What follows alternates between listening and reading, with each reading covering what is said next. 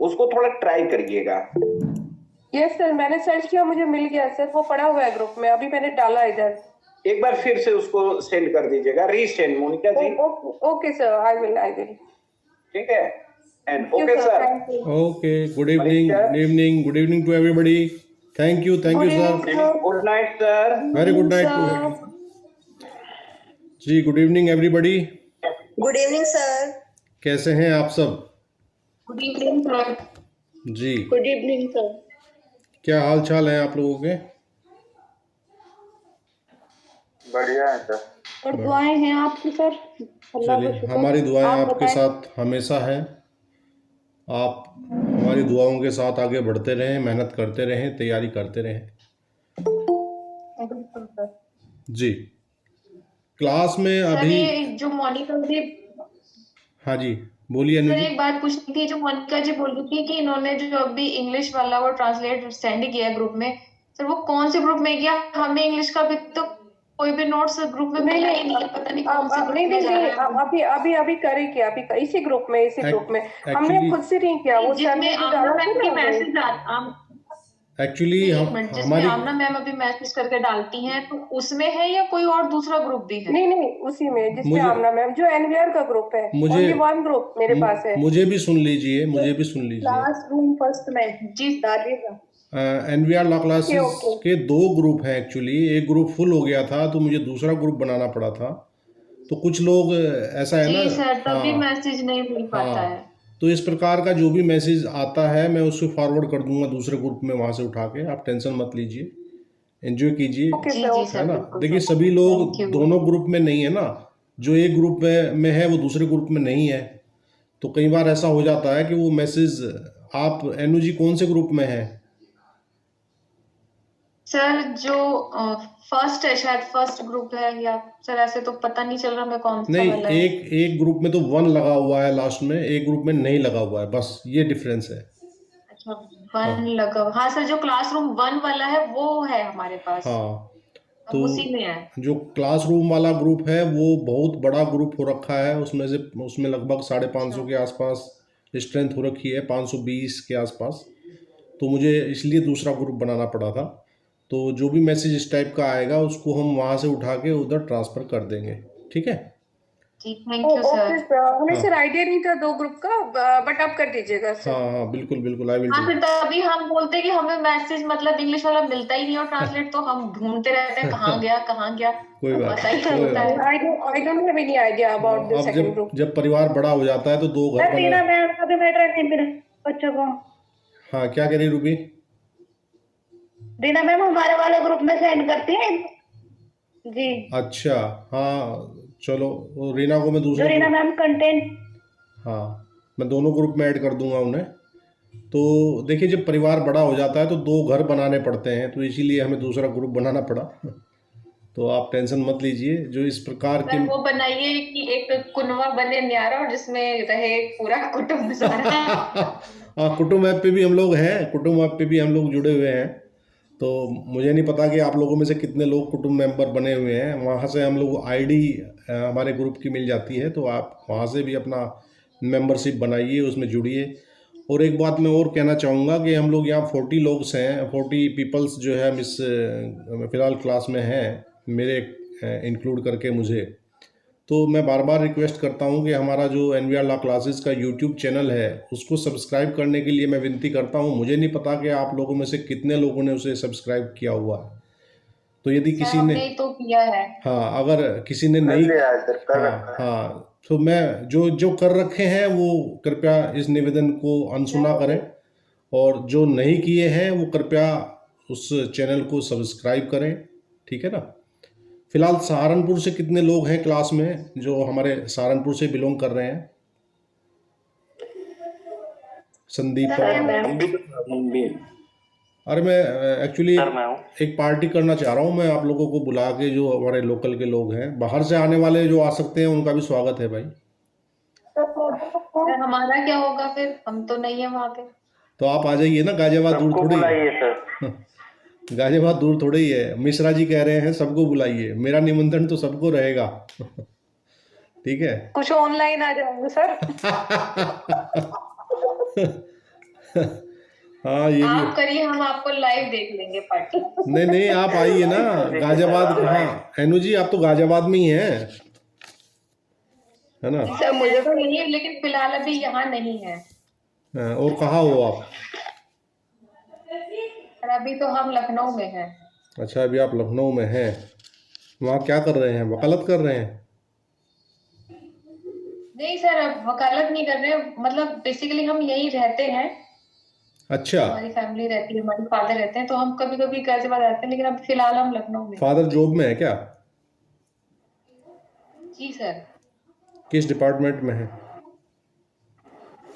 Sir हमारा brother है ना, वो यूपी पुलिस में, तो उसका ट्रांसफर वहीं है, तो एक्चुअली फैमिली है और पापा है, सब लोग वहीं पे रह रहे हैं। अच्छा, ब्रदर यूपी पुलिस में है।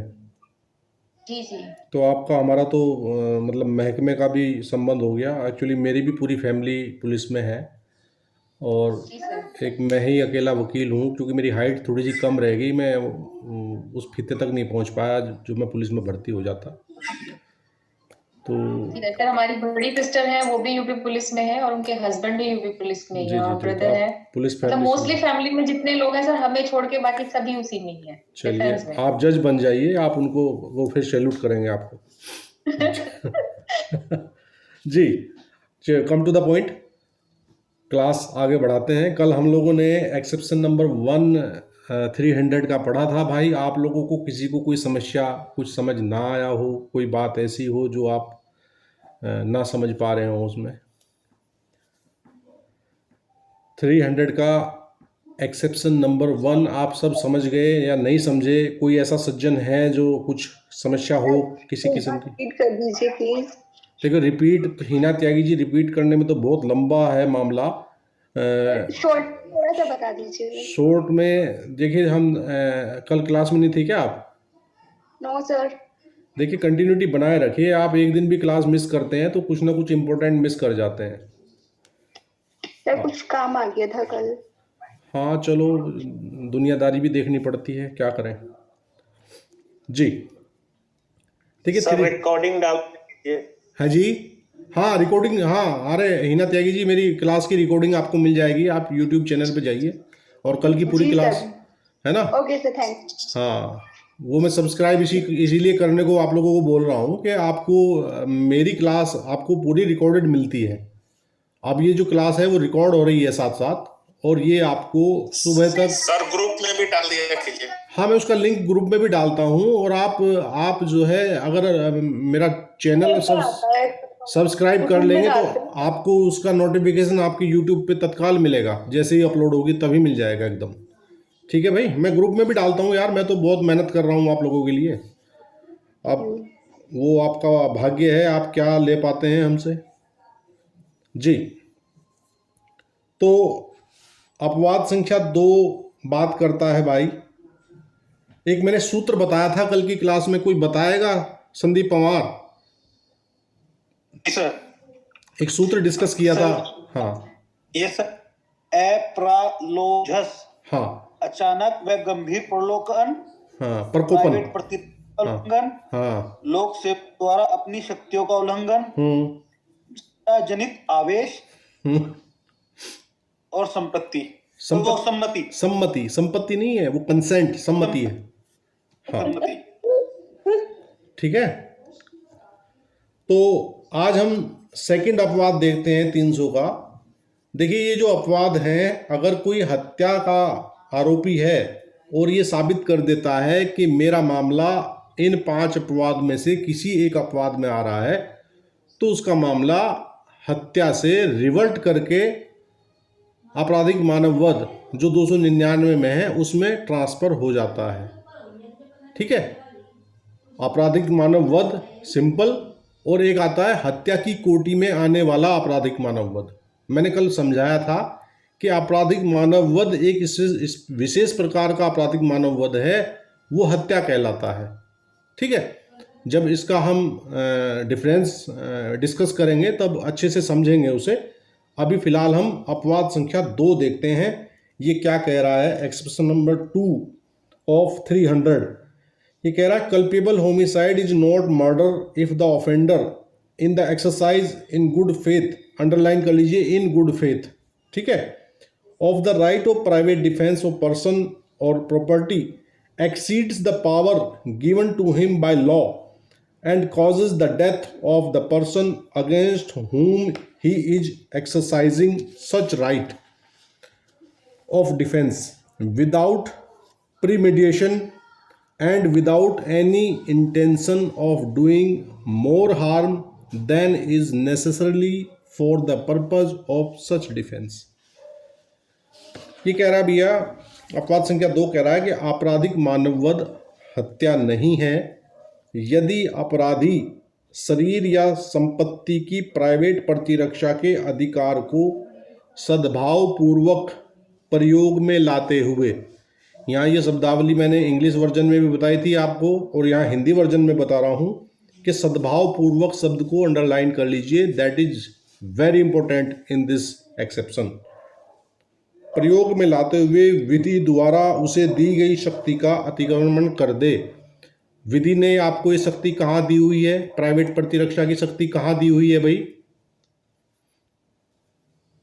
96 में।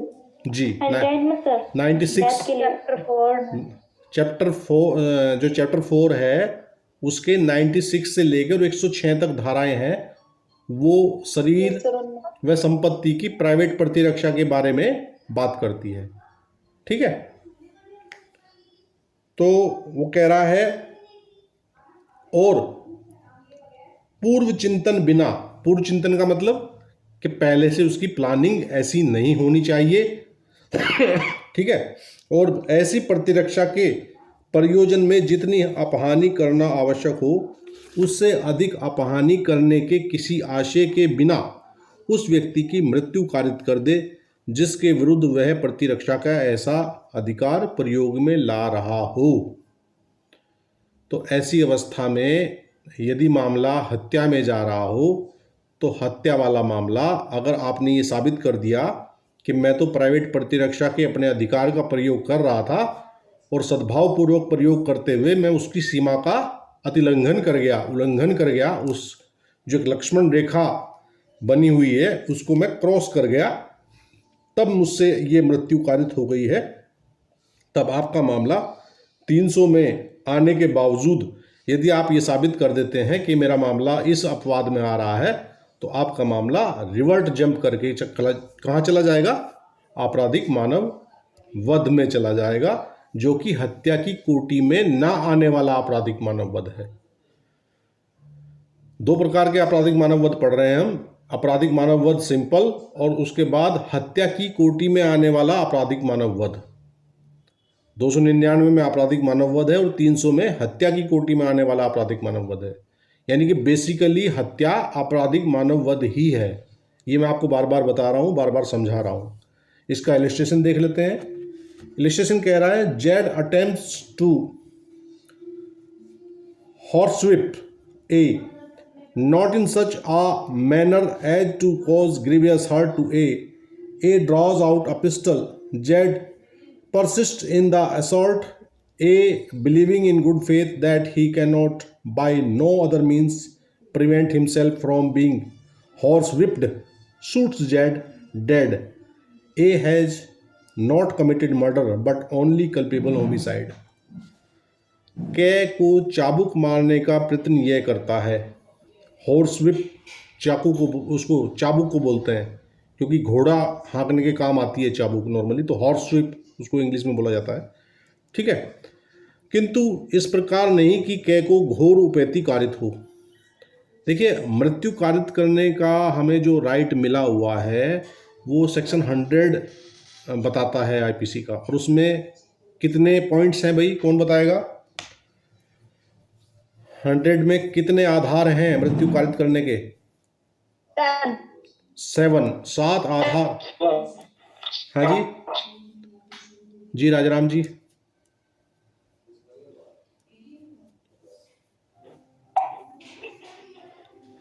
7 पॉइंट वहां बताए हुए हैं।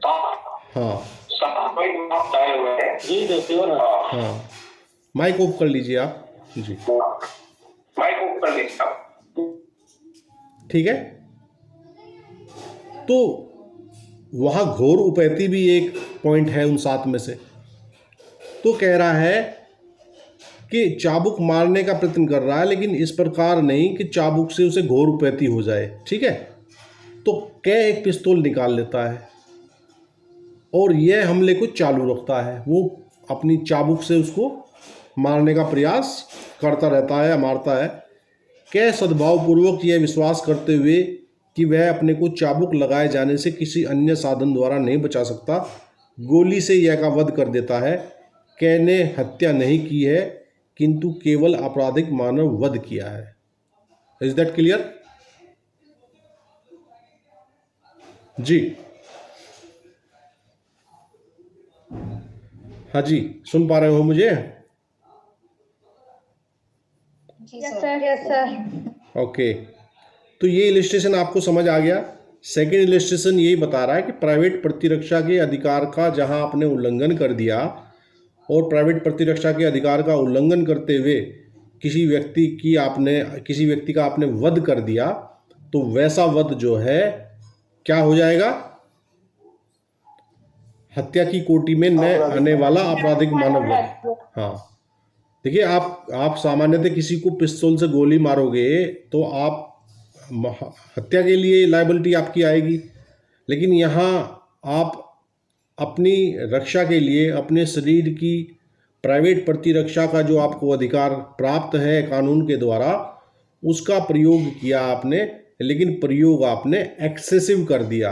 आपने प्रयोग का जो एक लक्ष्मण रेखा होनी चाहिए थी, आपने उसको उल्लंघन करते हुए अधिक यूज कर दिया, मात्रा उसकी आपने अधिक यूज कर दी। तो आपका मैटर अब हत्या में ना आते हुए एक्सेप्शन नंबर 2 में चला जाएगा, और एक्सेप्शन नंबर 2 आपको रिवर्ट कर जाएगी 300 से, आपके अपराध को वापस 299 में ले जाएगी।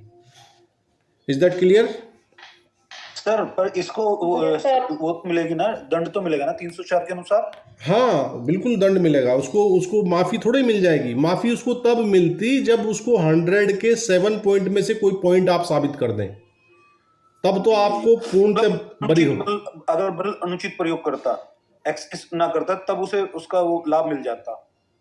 नहीं, एक्सेस ना करता तो मर्डर ही ना करता भाई। आप किसी को कोई आपको चाबुक से मार रहा है तो आप चाटा मार दो उसको एक। हाँ, या चाबुक रोक लें, हाँ, चाबुक पकड़ के छीन के फेंक दें। अब उसने क्या किया, सीधा पिस्तौल निकाला और बस उसे और कुछ सूझा नहीं, बोले भाई ये ऐसे नहीं रुकेगा, उसने गोली ठोक दी उसके। तो क्या हुआ? हाँ, सजा होगी, लेकिन 304 वाला हाँ, उसको जो है आपराधिक मानव वध में उसको काउंट करते हुए सजा दी जाएगी, ना कि मर्डर में। ठीक है? Okay, thank you sir. हाँ जी सर, थैंक यू। ओके। अब एक्सेप्शन नंबर 3 देखते हैं। 3 कह रहा है culpable homicide is not murder if the offender being a public servant और aiding a public servant acting for the advancement of public justice exceeds the powers given to him by law and causes death by doing an act which he in good faith believes to be lawful and necessary for the due discharge of his duty, and such public servant and without ill will towards the person whose death is caused।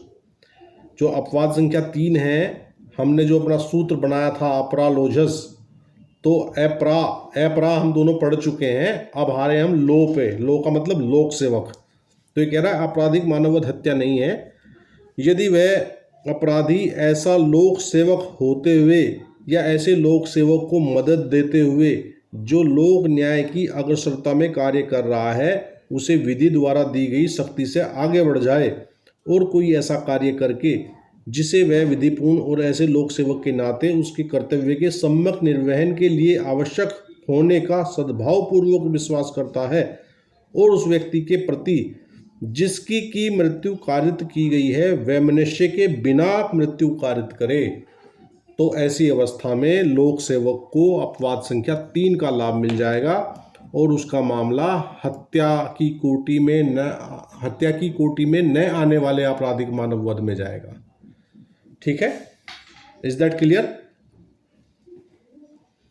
यहाँ लोक सेवक अपने अधिकारों का उल्लंघन कर रहा है, लेकिन बिना वैमनस्य के होना चाहिए। वैमनस्य अगर कहीं साबित हो गया तो फिर वैमनस्य साबित होने पर आपको इसका लाभ नहीं मिलेगा। सद्भावपूर्वक लोक सेवक अपने अधिकारों का प्रयोग कर रहा हो या लोक सेवक को सहायता प्रदान करने के लिए कोई व्यक्ति उसको असिस्ट कर रहा हो तो उसको भी इसका लाभ मिलेगा। Is that clear? जी। वेमनस्य का क्या मतलब होता है? क्या? अरे वेमनस्य का मीनिंग क्या है? जो वेमनस्य के बिना मृत्यु कारित करे। वैमनस्य का मतलब होता है किसी के प्रति इल विल रखना, बुरी बुरी बुरी सोच रखना किसी के विषय में। वैमनस्य समझ आया कुछ? दुश्मनी का भाव रखना। हाँ, दुश्मनी का भाव रखना। मतलब इल विल होता है, इल विल मतलब बुरी भावना। हाँ बिल्कुल, इल विल आपकी किसी के प्रति जो सोच है वो सोच जो है उसके प्रति वैमनस्य से भरी हुई नहीं होनी चाहिए। यदि ऐसा साबित हो गया तो ये अपवाद का लाभ नहीं मिलेगा लोक सेवक को, उसका मामला 300 में ही जाएगा। फिर अगर ये साबित हो जाए कि भाई ये तो इसने अपनी दुश्मनी, इससे कोई पुरानी रंजिश थी, कोई इल विल थी, कोई वैमनस्य था, उसका प्रयोग करते हुए उसने ऐसा कृत्य किया है, तब उसको ये धारा, ये एक्सेप्शन का लाभ, एक्सेप्शन नंबर 3 का लाभ नहीं मिल पाएगा, वो जंप कर जाएगा। ठीक है, क्लियर है भाई यहाँ तक? जी sir. Yes sir. Yes sir. Exception number 4 देखते हैं। 4 क्या है हमारे सूत्र में? झ, झगड़ा जनित आवेश। हाँ, तो ये कह रहा है culpable homicide is not murder if it is committed without premeditation in a sudden fight in the heat of passion upon a sudden quarrel and without the offender's having been undue advantage और acted in a cruel और unusual manner. ये कह रहा है आपराधिक मानववध हत्या नहीं है यदि मानववध अचानक झगड़ा जनित आवेश की तीव्रता में हुई अचानक लड़ाई में पूर्व चिंतन के बिना और अपराधी द्वारा अनुचित लाभ उठाए बिना या क्रूरतापूर्ण या अप्रायिक रीति से कार्य किए बिना किया गया हो। जी, 4 नंबर कह रहा है कि यदि कहीं आपका अचानक कोई झगड़ा हो गया, बिना पूर्व चिंतन के हो गया, उस झगड़े के दौरान यदि किसी की मृत्यु आपके हाथ से हो जाती है, उस झगड़े के दौरान, उस आवेश के दौरान, जो झगड़ा जनित आवेश आपके मन में आया है, लेकिन वहाँ बात यह है कि आप उस आवेश का अनुचित लाभ ना उठाएं और आपका जो तरीका है मृत्यु कारित करने का वो क्रूरतापूर्ण नज़र ना आए। ठीक है भाई, मान लीजिए झगड़ा हुआ और झगड़ा होने में आपके हाथ में कुछ कोई मौके से पड़ा, आपने कोई ईंट पत्थर लाठी डंडा उठा के उसके सर पे या कहीं मार दिया और उस लगने से वो बंदा डेथ हो गई, या कई बार ऐसा भी होता है कि झगड़े वगड़े में धक्का दिया और धक्के से वो जाके उसका सर कहीं ऐसी जगह लग गया दीवार वीवार में कि वो मर गया, तो वहाँ आपको अगर आप साबित कर देते हैं कि ये अपवाद संख्या 4 में मेरा मामला जा रहा है, ये अचानक झगड़ा जनित आवेश की वजह से ऐसा हुआ है, तो आपको फिर उसका लाभ मिल जाएगा। आप हत्या में ना जाके कहाँ जाएंगे? आपराधिक मानववध में। हाँ, लेकिन इसके लिए आप ये जरूरी है कि प्रीमेडिएशन ना हो। प्रीमेडिएशन का मतलब एक केस की स्टोरी में डिस्कस कर, हाँ, एक केस की स्टोरी में डिस्कस करना चाहता हूँ कि एक मामले में क्या हुआ कि 2 पक्षों के बीच कोई विवाद चल रहा था। तो उस विवाद के लिए जैसे गांव में पंचायत होती है, आप लोग समझते हैं पंचायत, तो पंचायत में बुलाया गया दोनों पक्षों को। तो दोनों पक्ष जब पंचायत में पहुँचे तो उनमें से एक पक्ष जो है वो अपने साथ हथियार छुपा के ले गया वहाँ। ठीक है, अपने मतलब पिस्टल विस्टल लगा लिया, इस टाइप के हथियार, छोटे हथियार होते हैं ना जो आदमी छुपा के ले जा सकता है। और वहाँ उनको आइडिया था कि पंचायत में गर्मा गर्माई भी हो जाती है कई बार जब मुद्दे उठते हैं वहाँ विवाद के, तो वहाँ झगड़ा हुआ और उस झगड़े में उस पक्ष ने जो हथियार छुपा के ले गया था उसने वहाँ दूसरा पक्ष का कोई बंदा मार दिया। फिर वो प्ली लेने गए इसकी, अपवाद संख्या 4 को, पुलिस झगड़ा हो गया था और अचानक झगड़ा जनित आवेश में ये सब हुआ है। लेकिन प्रोसिक्यूशन ने साबित किया कि ये पहले से ही हथियार छुपा के ले गए थे, इसलिए ये प्रीमेडिएशन इनका था, पहले से ये तैयार होके गए थे झगड़े के लिए, तो फिर उनको अपवाद संख्या 4 का लाभ नहीं दिया गया। Is that clear? Yes sir. और इसका स्पष्टीकरण भी है, एक्सेप्शन 4 का एक एक्सप्लेनेशन भी है। ये कह रहा है it is immaterial in such cases which party offers the provocation और कमिट्स द फर्स्ट असॉल्ट। तो इस स्पष्टीकरण में ये कहा है कि ऐसी दशाओं में इस बात का कोई मायने नहीं है कि झगड़े की शुरुआत पहले किसने की। समझे? मतलब जो यस सर। हाँ, झगड़ा किसी की तरफ से भी शुरुआत हो सकती है, इस बात का कोई डिफेंस नहीं मिलेगा। बोले जी झगड़ा तो इन्होंने शुरू किया था। भाई जिन्होंने शुरू किया था तो, और जो डिफेंस कर रहे थे, तो इस बात का कोई लाभ मिलने वाला किसी पक्ष को नहीं है। बस झगड़ा होना चाहिए, वो किसने शुरू किया ये स्पष्टीकरण ने क्लियर कट हटा दिया है इस बात को कि ऐसी दशाओं में यह तत्वहीन है कि कौन सा पक्ष प्रकोपन देता है या पहला हमला करता है। Is that clear? Yes sir. Sir अब एक्सेप्शन नंबर 5 देखते हैं। एक्सेप्शन नंबर 5 कह रहा है कि culpable homicide is not murder when the person whose death is caused being above the age of 18 years suffers death to takes the risk of death with his own consent। ये कह रहा है अपवाद संख्या 5 के आपराधिक मानववध हत्या नहीं है यदि वह व्यक्ति जिसकी मृत्यु कारित की जाए 18 वर्ष से अधिक आयु का होते हुए अपनी सम्मति से मृत्यु होना सहन करे या मृत्यु का जोखिम उठाए। ठीक है भाई। पांचवा जो है सूत्र में जो आखिरी शब्द है सा फॉर सम्मति। ठीक है भाई। अब इसका इलस्ट्रेशन है, इलस्ट्रेशन देख लीजिए क्या कह रहा है। A by instigation voluntarily causes Z a person under 18 years of age to commit suicide। Here on account of Jed's youth, he was incapable of giving consent to his own death। A has therefore abetted murder। ये कह रहा है यह को जो 18 वर्ष से कम आयु का है उकसाकर के उससे स्वेच्छा आत्महत्या करवाता है। यहाँ कम उम्र होने के कारण यह अपनी मृत्यु के लिए सम्मति देने में असमर्थ था, इसलिए कै ने हत्या का दुष्प्रेरण किया है। तो जो पांचवा अपवाद है ये बात करता है ऐसे व्यक्ति की जो 18 वर्ष से अधिक आयु का है और अपनी मृत्यु होना सहन करने की सम्मति देता है या मृत्यु का जोखिम उठाता है। तो वैसा व्यक्ति अगर सम्मति से मृत्यु अपनी सम्मति दे रहा है मृत्यु के लिए, तो जो मृत्यु कारित कर रहा है वो अपवाद संख्या 5 में आ जाएगा और उसके द्वारा किया गया कृत्य कहाँ चला जाएगा? आपराधिक मानव वध में चला जाएगा। जी, ये पांचों इलस्ट्रेशन आप लोगों को समझ आए भाई? कोई दिक्कत, कोई परेशानी कहीं किसी किस्म की? सर समझ नहीं आया, एक बार दोबारा बता दे पांचवा इलस्ट्रेशन। पांचवा इलस्ट्रेशन यही कह रहा है बेटा कि अगर आप 18 वर्ष से अधिक आयु के हैं और 18 वर्ष से अधिक आयु होने के कारण आप अपनी मृत्यु होना सहन करते हैं, अपनी सम्मति प्रदान करते हैं किसी व्यक्ति को, तो वैसा व्यक्ति जो है जो हत्या कर रहा है, जो मतलब मृत्यु कारित कर रहा है एक्चुअली, तो उसको लाभ मिल जाएगा। ठीक है?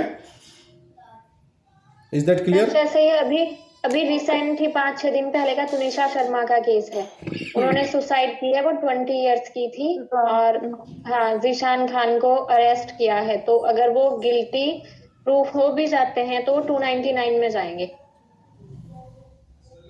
मतलब कि अच्छा, आत्महत्या के लिए दुष्प्रेरित करना।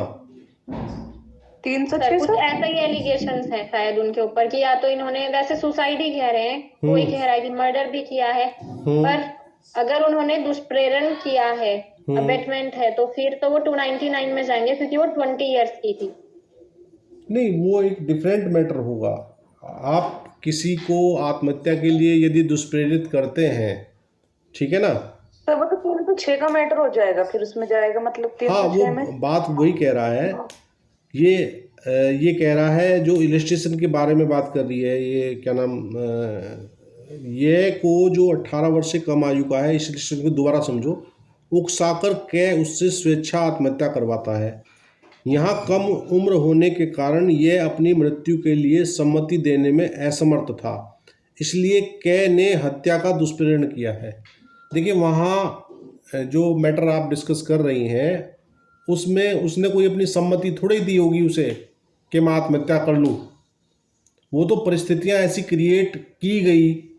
यहाँ ये इलस्ट्रेशन जो है वो दूसरी कहानी बता रहा है, और जो केस आप डिस्कस कर रहे हैं वो उसके फैक्ट क्या हैं, क्या होंगे, that was a different matter. ठीक है जी सर। जी, हाँ बोलिए। सर इससे अपवाद 5 से जो सम्मति से संबंधित है, वो सिचुएशन उसमें हो सकती है ना सर, जैसा किसी ऑपरेशन को करने के लिए मैं अपनी सम्मति दूं कि हाँ मैं ये रिस्क लेने के लिए तैयार हूं, अगर इसमें मेरी मौत भी होती है तो। नहीं, वो एक अलग मैटर है। वो तो जब डॉक्टर के यहाँ हम ऑपरेशन कराने जाते हैं तो एक कंसेंट लेटर लिख के लेते हैं कि वो तो फिर एक्सेप्शन में चला जाता है। डॉक्टर को थोड़ी कुछ चार्ज लगता है भाई। अगर ऑपरेशन के दौरान कोई किस तरह की सिचुएशन रहेगी? ये कि आप किसी को मृत्यु के लिए सहमत कर लें, ठीक है। जैसे एक केस है दशरथ पासवान वर्सेस बिहार राज्य का केस है, ठीक है। तो इसमें क्या था कि एक जो बंदा था, जो अपीलेंट था, वो कक्षा 10 का छात्र था और लगातार 3 सालों से वो अनुत्तीर्ण हो रहा था, फेल हो रहा था, ठीक है। और उसकी वाइफ थी 19 साल की पढ़ी लिखी महिला थी, ठीक। अब जब वो तीसरी बार फेल हो गया तो वो बड़ा दुखी हुआ फेल होने पे। नेचुरल सी बात है, 10वीं में 3 साल लगातार फेल होता रहा। हाँ, और वाइफ उससे ज्यादा पढ़ी लिखी होगी। वाइफ ज़्यादा या कम का मायने नहीं है, वो बालिग थी, 19 वर्ष की थी, ठीक है। जी जी जी। अब वो क्या किया, अपना गांव छोड़ के वो चला गया। 3 हफ्ते बाद वो लौट के आया, ठीक है। तो उसने कहा अपनी पत्नी को कि भाई मैं तो अब जो है ना इस पढ़ाई लिखाई से और दीन दुनिया से तंग आ चुका हूँ और मैं तो अपना जीवन समाप्त कर रहा हूँ, ठीक है भाई। जी जी जी। तो उसकी पत्नी ने कहा कि तुम मर रहे हो तो पहले मुझे मार दो, फिर अपने आप को मारना, ठीक। अच्छा जी सर। उसके 1 घंटे बाद जो है अभियुक्त की पत्नी एक कमरे में जमीन पर चिटाई बेचकर चुपचाप लेट गई। अभियुक्त ने जो है उस पर भाले से वार किया पत्नी के ऊपर, ठीक। जी जी। और उसके बाद क्या हुआ, आप उसके सीने में जो है मामूली चोटें आ गई। उसके बाद एक तेज धार वाले आयुध से उसने उसके गले पर 3 बार बलपूर्वक प्रहार किया। उसकी मृत्यु हो गई वाइफ की। जी जी जी। वाइफ ने या कंसेंट दे दी ना कि भाई पहले मुझे मार दो, ठीक। तो अब उसके बाद क्या हुआ, वो ये काम करके क्या निकला वहां से, अपने आप को मारने के लिए कि भाई मैंने पत्नी को तो मार दिया, अब मैं अपने आप को मारूंगा, ठीक। तो हुआ क्या, वो जो है फिर अपने आप को मार नहीं पाया, अरेस्ट हो गया। अच्छा, आत्महत्या कर नहीं पाया वो। हाँ, तो वैसी अवस्था में उस पर फिर केस चला। तो केस में ये पाया गया कि भाई वो जो है अपवाद संख्या 5 का लाभ उसे दिया गया, क्योंकि उसकी पत्नी ने खुद कंसेंट दी थी कि आप पहले मुझे मार दो और फिर अपना आप को मारना। उसकी एज भी इसीलिए डिस्क्राइब की गई है कि वो 19 साल की थी, तो 19 साल की 18 साल से ज़्यादा हो गई। जी सर। हाँ, तो उसको फिर अपवाद का लाभ दिया गया दशरथ पासवान वाले केस में, ठीक है सर, थैंक यू ये सर। 1958 का केस है, पटना हाई कोर्ट का केस है, AIR 1958, नोट कर लीजिए इसे। ठीक है, कुछ समझ आया, कुछ कहानी? जी, सर केस रिपीट कर दीजिए। Dasharath Paswan versus state of Bihar.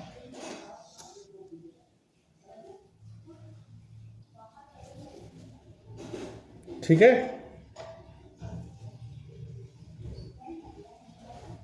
Yes sir. Sir AIR 1958 Patna high court Patna.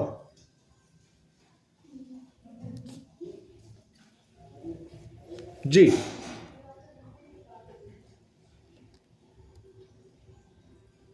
तो पांचों अपवाद हम इसके समझ आ गए आपको, 299 और 300 समझ आ गया आपको? कोई दिक्कत परेशानी किसी किस्म की भाई?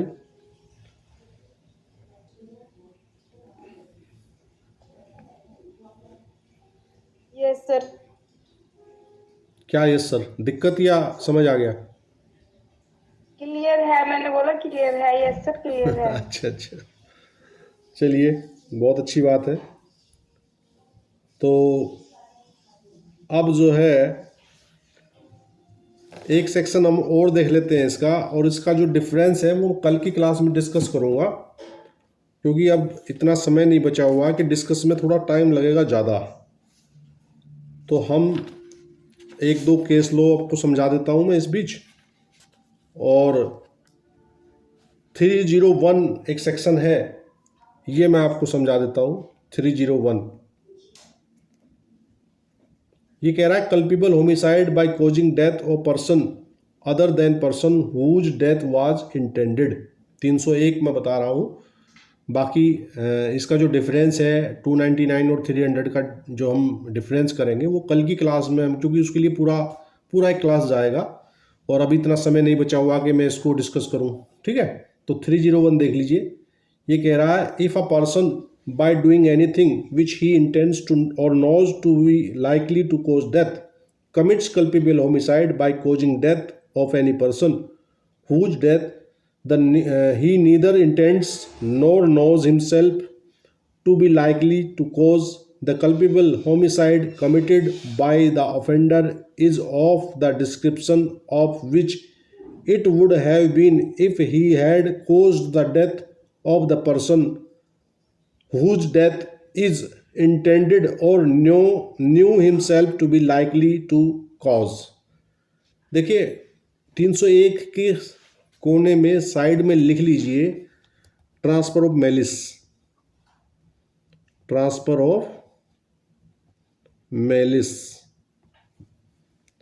लिख लिया भाई? Yes sir.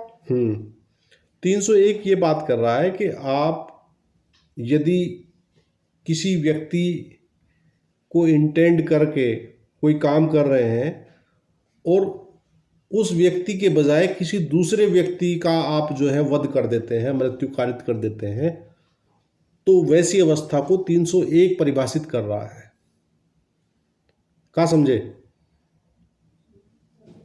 यस सर के ये समझे जिसको मारना था, जिसकी इंटेंशन थी मारने की, उसे ना मार के कोई और मार दिया। सपोज कीजिए आपका इंटेंशन, आप ए हैं और आप बी को मारना चाह रहे हैं। आपने इंटेंडेड होकर बी को एम करके आपने फायर किया, सपोज कीजिए, और बी जो है या तो बैठ गया या हट गया या वो गिर गया उस टाइम जब आपका एम उसको लगने वाला था। आपका जो कार्टिज था, गोली थी जो उसको लगने वाली थी, उसको ना लग के वो वहां से गुजर रहे सी को जा लगी। ठीक है, अब आप ये कहने लोगे सर मेरा तो इंटेंशन जो है मारने का था ही नहीं बी को, सॉरी सी को, मैं तो बी को मार रहा था, तो सी तो वो पता नहीं कहाँ से आ गया, उसकी मौत थी, मेरा इरादा नहीं था। तो आपको इस बात का 301 जो है इस तरह की बातें उल जलूल करने का आपको कोई राइट 301 नहीं देगा। 301 ट्रांसफर ऑफ मैलिस की बात करता है। आपका जो दुर्भावना है वो दुर्भावना बी की बजाय सी की तरफ, मेलिस शब्द तो आप समझ रहे होंगे ना, ट्रांसफर ऑफ मेलिस शब्द आप समझ रहे हैं, नहीं समझ रहे हैं? दुर्भावना दुर्भावना ही। आपकी जो दुर्भावना बी के प्रति है वो ज्यों की तो 301 के माध्यम से सी के प्रति ट्रांसफर हुई मान ली जाएगी, और आपको ये कहने का राइट नहीं दिया जाएगा कि सर मैं बी को मारने जा रहा था, मेरा तो सी से कोई मतलब नहीं, वास्ता नहीं, लेना नहीं देना नहीं, हाय नहीं हेलो नहीं, मैं इसे भला क्यों मारूंगा। तो इस तरह की बातें अनर्गल बातें होंगी और 301 से वो हिट हो जाएंगी आपकी बात। आपका दायित्व वैसा ही होगा अकॉर्डिंग टू 301 जैसा कि होता यदि आप बी को मारते। क्या समझे? अगर आपका मामला आपराधिक मानव वध में जा रहा होता तो आपराधिक मानव वध में ही जाएगा, और यदि आपका मामला हत्या में जा रहा होता तो आपका मामला हत्या में ही जाएगा। कोई फर्क किसी किस्म का पड़ने वाला नहीं है। Is that clear? Yes sir. 301 को मैं पढ़ रहा हूँ, Yes, हाँ एक बार पढ़ के बता रहा हूँ। हिंदी वाला वर्जन जो है ये कह रहा है, यदि कोई व्यक्ति कोई ऐसी बात करने द्वारा जिससे उसका आशय मृत्यु कारित करने का हो, या जिससे वह जानता हो कि मृत्यु कारित करना होना संभाव्य है, किसी व्यक्ति की मृत्यु कारित करके जिसकी मृत्यु कारित करने का न तो उसका आशय हो और न वह यह संभाव्य जानता हो कि वह उसकी मृत्यु कारित करेगा, आपराधिक मानव वध करे, तो अपराधी द्वारा किया गया आपराधिक मानव वध उस भांति का होगा जिस भांति का वह होता यदि वह उस व्यक्ति की मृत्यु कारित करता जिसकी मृत्यु कारित करना उसके द्वारा आशित था, या वह जानता था कि उसके द्वारा उसकी मृत्यु कारित होना संभाव्य है। Is that clear? Yes sir. Yes sir. जी, एक केस है, नोट कर लीजिए। अगर आपके पास नहीं है, आपके बैरेक्ट में नहीं है तो मैं बोल रहा हूँ। वो कह रहा है state of Rajasthan versus Ram Kailash उर्फ राम विलास। ये तो केस का टाइटल है भैया, state of Rajasthan versus Ram Kailash उर्फ राम विलास। AIR है 2016, सुप्रीम कोर्ट का केस है। ठीक है, इसमें क्या हुआ, मृतक एवं एक अन्य मोटरसाइकिल पर जा रहे थे। अभियुक्त ने उन पर गोली चलाई जिससे मृतक की मृत्यु हो गई। अभियुक्त द्वारा गोली चलाना और ऐसी शारीरिक क्षति कारित करने का उसका आशय जिससे मृत्यु होना संभाव्य है में कोई विवाद नहीं था। सर्वोच्च न्यायालय ने धारित किया कि वह जानता था कि गोली चलाने से उसकी मृत्यु कारित होना संभाव्य है जिसको गोली लगेगी, यद्यपि वह यह नहीं जानता था कि वह किसकी शारीरिक क्षति कारित करेगा। अभिलेख पर साक्ष्यों के अनुसार उसका प्रत्यय संहिता की धारा 300 के आवश्यक तत्वों को साबित करता है। अतः दुर्भावना के अंतरण का सिद्धांत जैसा कि संहिता की धारा 301 में प्रावधानित है इस मामले पर लागू होगा। ठीक है, सर केस रिपीट कर दीजिए एक दफा। State of Rajasthan versus Ram Kailash उर्फ राम विलास। कैलाश, ठीक है सर। AIR 2016 सुप्रीम कोर्ट 634, ये इसका साइटेशन है। ठीक है, ओके सर। एक बिल्कुल इससे डिटो केस जो है हमारे यहाँ सहारनपुर में ही हुआ था, बहुत पुरानी बात है। तो SM इंटर कॉलेज एक सहारनपुर में है, आप लोग जानते होंगे SM इंटर कॉलेज। तो उसके अंदर क्या हुआ, कुछ मतलब जैसे लड़कों में आपस में कॉलेज टाइप की दादागिरी होती है ना, हालांकि अब तो वो कम देखने को मिलती है। हमारे टाइम में जब हम पढ़ते थे तब बहुत ज़्यादा हुआ करती थी, मतलब लड़कों की गैंग बनती और वो एक दूसरे के खून के प्यासे रहते, है ना, और पता नहीं क्या बट रहा था उनका। वैसे तो झगड़े के 3 कारण है ना, कौन कौन से है भाई? जर जोरू और जमीन। शर्मा जी कह रहे हैं जर जोरू और जमीन, झगड़े के ये कारण 3, और चौथा कारण भी है एक, वो कौन बताएगा? है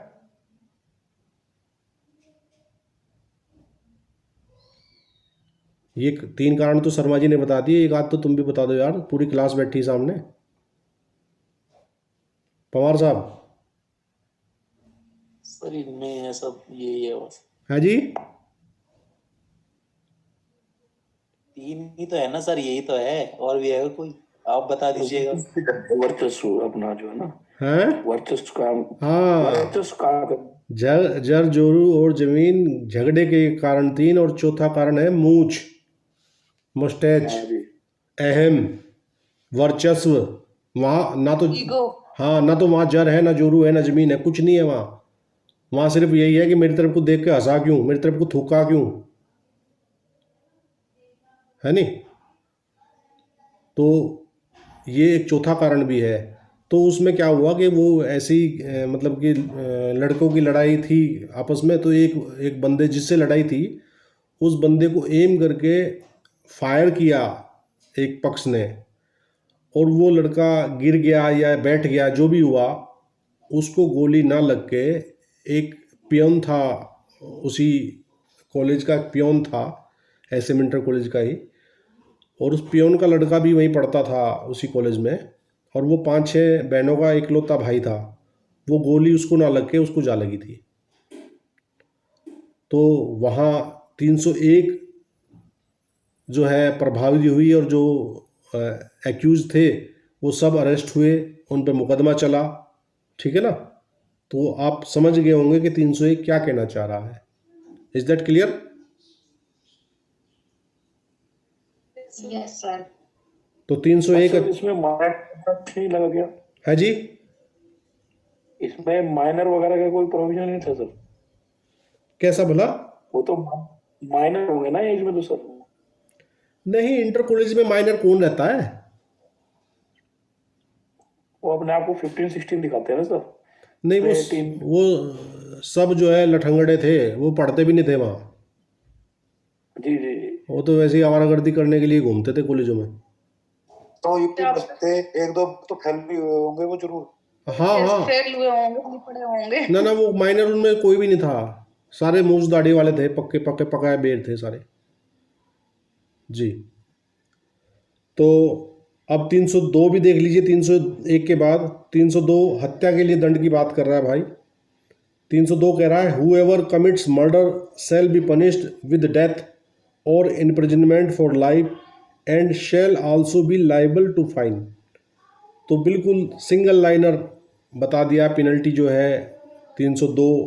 300 की पेनल्टी 302 में है, कोने में लिख लीजिए साए आप 302 के बराबर में कि 300 का पेनल्टी है।